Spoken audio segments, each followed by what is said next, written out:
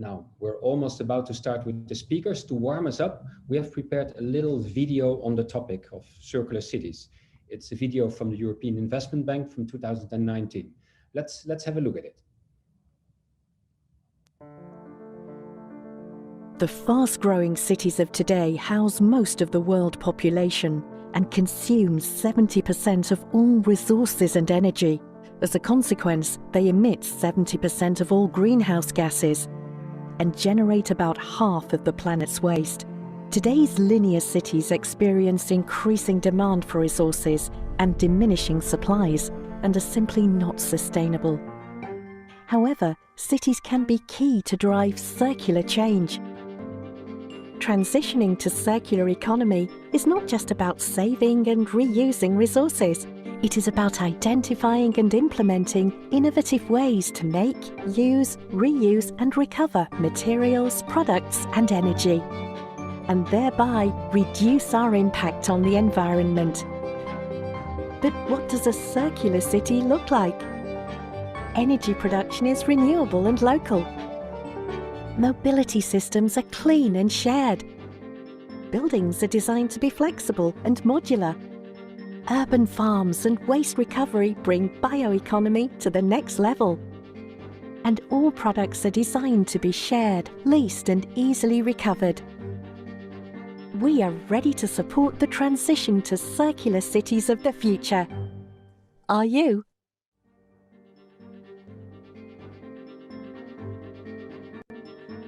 Great, nice warm up. New innovative ways for cities.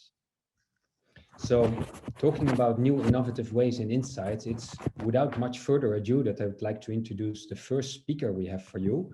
And I would call him a friend of the Netherlands, Mr. Raimondo Orsini. He's director of the Foundation for Sustainable Development in Italy. And I would say it's a think tank and it's a circular economy booster. Raimondo, the floor is yours. Thanks very much, Freek, and good morning to you all. It's really a pleasure to be here with you, and I'm very happy for the invitation. Yes, we are friends of the Netherlands, not only for emotional reasons that we always, as Italians, feel somehow connected to the Dutch culture, but also because our foundation is a think tank working for the green economy in Italy. We do cooperate with governments, cities, and companies. And we cooperate with the Dutch Embassy and the General Consulate since many, many years. So it's a pleasure to see Chris Schomegas this morning and to you all joining this seminar. I think first of all, the topic of this seminar is this workshop is very interesting because Italy, and this is very interesting for our Dutch friends to know, is the country of cities. Historically, you know, our country is very young, but our history is very old, and the cities are, you know, the connection of this history. If you ask, when I was living in Paris, and if you ask me, where are you from? I used to say, I'm from Rome. I wouldn't say I'm Italian, you know? So we Italians feel very much linked to the cities, and cities so have a huge potential of growth, of green growth, for the future. And thanks for saying that. The other very interesting news is about the Next Generation EU, 200 billions dedicated to Italy, and a lot of money will be used for cities and for circular cities. So our answer to your very nice question at the end of the video is yes, we are ready, and this is the right moment to start with this. So let me share with you some ideas, and please feel free to make questions at the end or in the chat. Let me tell you about, I hope you can see my screen. Yes, we can see your screen. Let me start with something that make us somehow pride. You know, this is a 2014 survey or study that Italy was second right after Netherlands at circular material use rate in Europe.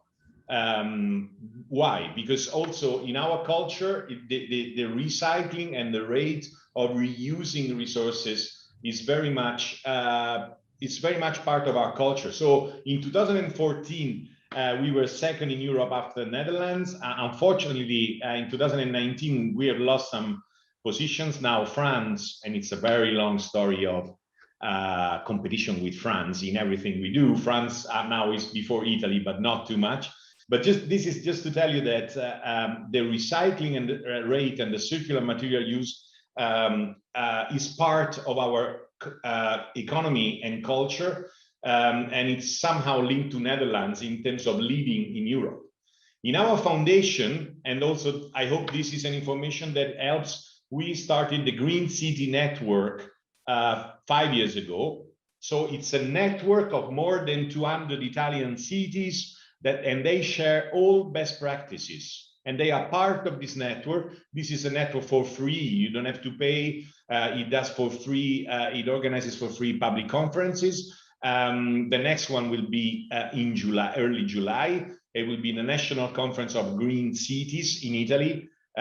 You can join the conference and you can see which are the best practices ongoing. You see, and this is a network also with academia and national research centers, like, you know, the triple helix that you use and you talk about when you present your expertise and what you do in the Netherlands.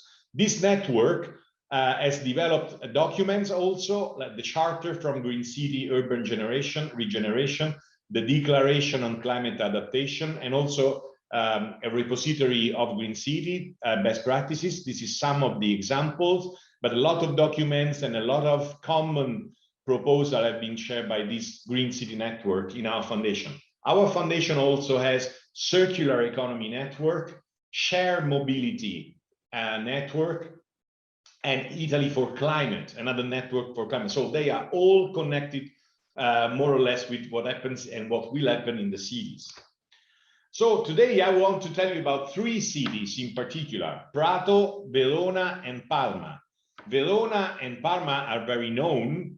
Prato is not very well known yet. It's a 200 outside because it's very close to Florence, 15 kilometers from Florence, but it's a quite big town with 200,000 inhabitants. What is very important is that the biggest textile district in Europe that produces the 3% of the European production of textiles, and the biggest fast fashion district in Europe, 3 universities, and a very important circular economy tradition.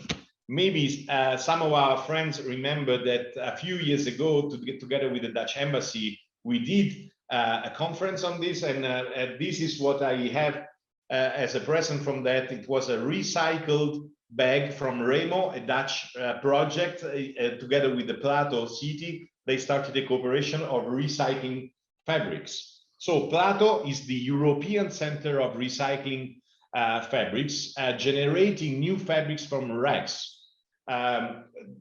This started at the end of the 19th century as an economic activity and a habit, and now it's turning also into a green and sustainability activity. This is one of the examples of the projects that the city of Prato is doing. They are running many projects.